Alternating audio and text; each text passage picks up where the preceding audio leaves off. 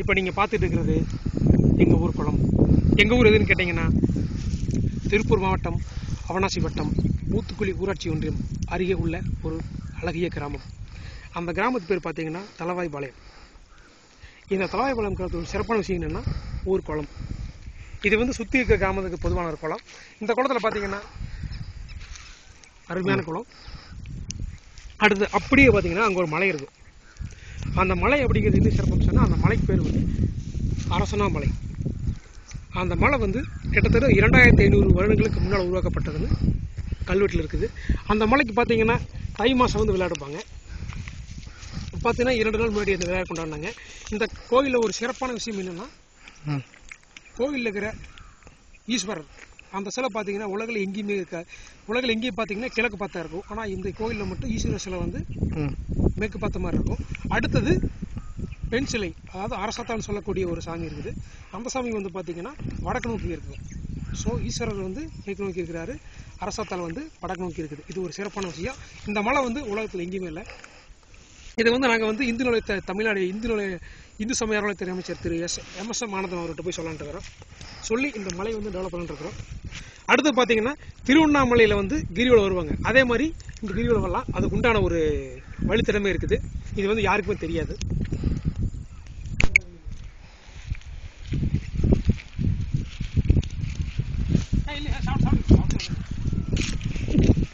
ஆமாம் ஆமாம் சார், சரிங்க சார். இது பார்த்தீங்கன்னா மதகு. இது வந்து தண்ணி வந்து கொள்ள நம்பி ஊர் பாசனத்துக்கு எடுத்துருவாங்க. இது பார்த்தீங்கன்னா ஒரே ஒரு கேட்டு தான் இருக்குது. அந்த சைடு இன்னொரு என்ட்ரு இருக்குது. அந்த எண்ணில் பார்த்தீங்கன்னா ஒரு இதே மாதிரி 2 கேட்டு இருக்குது. அந்த கேட்டில் பார்த்தீங்கன்னா தண்ணி வந்து ஃபுல்லாக இருக்கும்போது ஓப்பன் பண்ணி விடுவாங்க. ஒரு 20-25 வருஷம் முன்னாடி ஓட்டை மாதிரி கொலை நம்பி ஓவர்ஃப்ளோ ஆனதாக போகும். ஸோ அது ஓவர்ஃப்ளோ ஆகி ஊருக்குள்ளே வந்ததாகவும் அதுக்கப்புறம் ஒரு இந்த மாதிரி ஒரு சிஸ்டம் கொண்டு வந்தாலும் சொல்கிறாங்க. அவர் தான் வந்து குணசேகர் கையக்கர் கனியா மெடிக்கல் ஸ்டோர்னு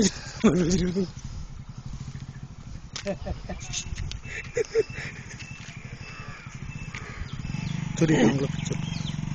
ஓகே, 3 பேரும் போகிறாங்க. அவங்க எங்கே பேர் போகிறான்னு நம்ம பின்னாடி பார்த்துக்கலாம். ஆனால் நான் கறி வைப்போம்னு நினைக்கிறேன். பார்ப்போம்.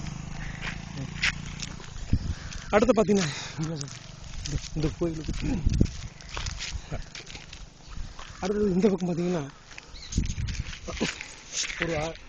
ஒரு 1000 வருஷம் பழமை வாய்ந்த ஒரு வேப்ப மரம். அது இந்த வேப்ப மரம் பார்த்தீங்கன்னா கிட்டத்தட்ட ஒரு மணிக்கும் 1000 வருஷம் இல்லை, ஒரு 1000-200 வருஷம் இருக்குன்னு நினைக்கிறேன் நான்.